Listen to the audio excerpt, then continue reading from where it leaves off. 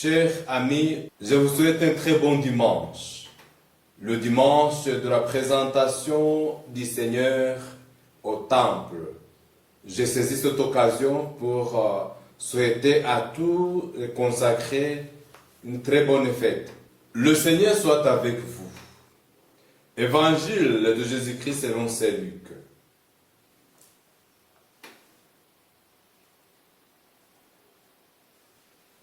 Quand arriva le jour fixé par la loi de Moïse pour la purification, les parents de Jésus le portaient à Jérusalem pour le présenter au Seigneur selon ce qui est écrit dans la loi.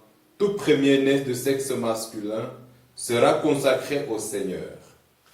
Il venait aussi présenter en offrande le sacrifice prescrit par la loi du Seigneur, un couple de tourterelles ou 2 petites colombes. Or, il y avait à Jérusalem un homme appelé Siméon. C'était un homme juste et religieux qui attendait la consolation d'Israël, et l'Esprit Saint était sur lui. L'Esprit lui avait révélé qu'il ne verrait pas la mort avant d'avoir vu le Messie du Seigneur. Poussé par l'Esprit, Siméon vint au temple. Les parents y entraient avec l'enfant Jésus pour accomplir les rites de la loi qui le concernaient. Siméon prit l'enfant dans ses bras et bénit Dieu en disant: Maintenant, ô Maître, tu peux laisser ton serviteur s'en aller dans la paix selon ta parole, car mes yeux ont vu ton salut, que tu as préparé à la face de tous les peuples, lumière pour éclairer les nations païennes et gloire d'Israël ton peuple. Le père et la mère de l'enfant s'étonnaient de ce qu'on disait de lui. Siméon le bénit, puis il dit à Marie sa mère: Vois, ton fils qui est là provoquera la chute et le relèvement de beaucoup en Israël. Il sera un signe de division. Et toi-même, ton cœur sera transpercé par une épée. Ainsi seront dévoilées les pensées secrètes d'un grand nombre. Il y avait là une femme qui était prophète, Anne, fille de Phanuel, de la tribu d'Ézer. Demeurée veuve après 7 ans de mariage, il avait atteint l'âge de 84 ans. Elle ne s'éloignait pas du temple, servant Dieu jour et nuit dans le jeûne et la prière. S'approcha d'eux à ce moment et proclamait les louanges de Dieu et parlait de l'enfant à tous ceux qui attendaient la délivrance de Jérusalem. Lorsqu'ils eurent accompli tout ce que prescrivait la loi du Seigneur, ils retournèrent en Galilée, dans leur ville de Nazareth. L'enfant grandissait et se fortifiait, tout rempli de sagesse, et la grâce de Dieu était sur lui. Acclamons la parole de Dieu. Bien-aimés du Christ, la lecture de ce jour, de la fête de la présentation du Seigneur au temple, nous invite à offrir à Dieu les sacrifices qui lui plaisent, à devenir des temples où sa gloire et sa puissance se manifestent, et à purifier notre vie par le biais du Christ, l'unique médiateur entre Dieu et les hommes. Homme parmi les hommes, son sang purifie notre conscience, efface et enlève nos péchés pour nous introduire dans la miséricorde et la sainteté de Dieu.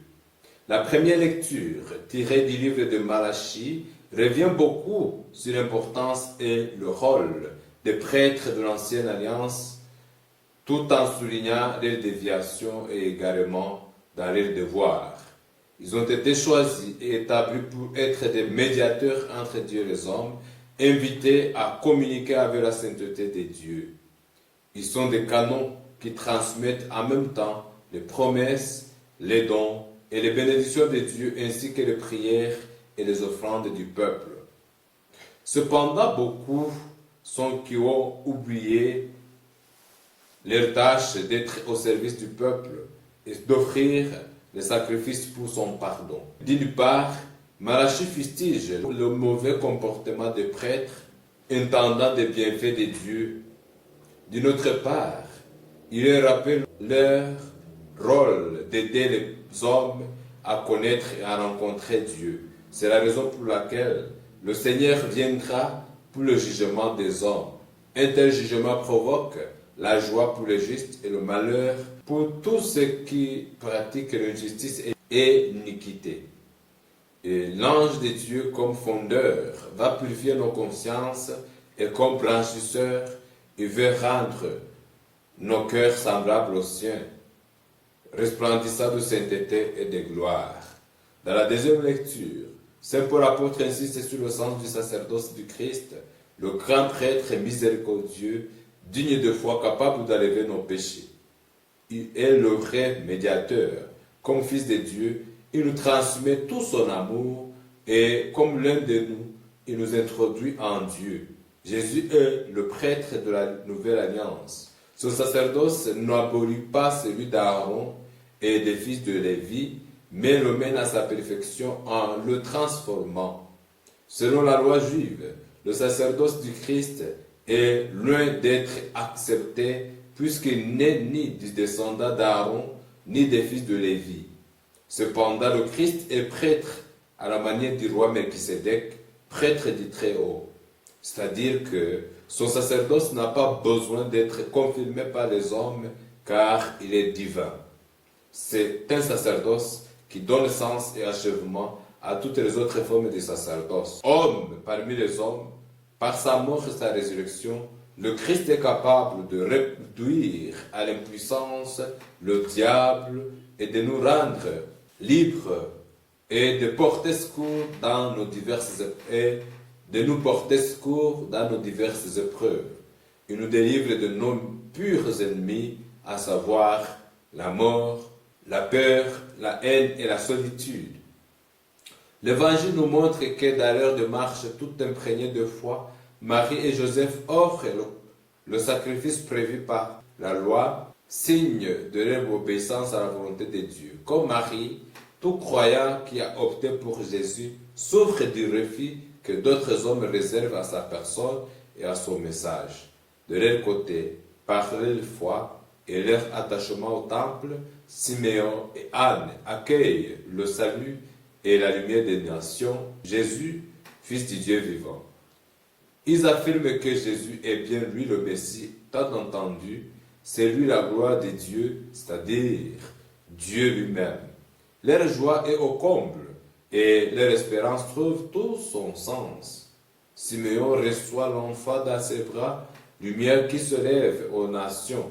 La lumière apportée par Jésus nous fait découvrir le vrai Dieu à servir, le vrai chemin vers la paix et l'offre du salut faite à tous les hommes. L'entrée glorieuse de Jésus au temple, marquée par les bougies que nous tenons à la procession, nous renvoie à son entrée dans la vie de chacun de nous, car nous sommes des signes tangibles de la présence de Dieu. Il veut faire de nous des temples où il règne. Il rencontre les hommes, où il règne et où il rencontre les hommes. Bien-aimés, souvenons-nous que nous sommes des temples vivants de Dieu, des tabernacles vivants de la présence réelle du Christ, et que nous avons à lui offrir notre vie, notre temps et notre force. Comment nous entretenons nos vies qui sont ces temples? Le naufrage de la foi, la désacralisation de nos corps, la perte du sens du péché, la dépravation de mœurs, la haine, l'injustice et l'orgueil, le mensonge prouvent à suffisance que le temple de Dieu que nous formons est gravement souillé. Demandons à Dieu la grâce de nous laisser purifier par le sang précieux de son Fils, le prêtre miséricordieux digne de foi, pour que nous participions à son œuvre de salut.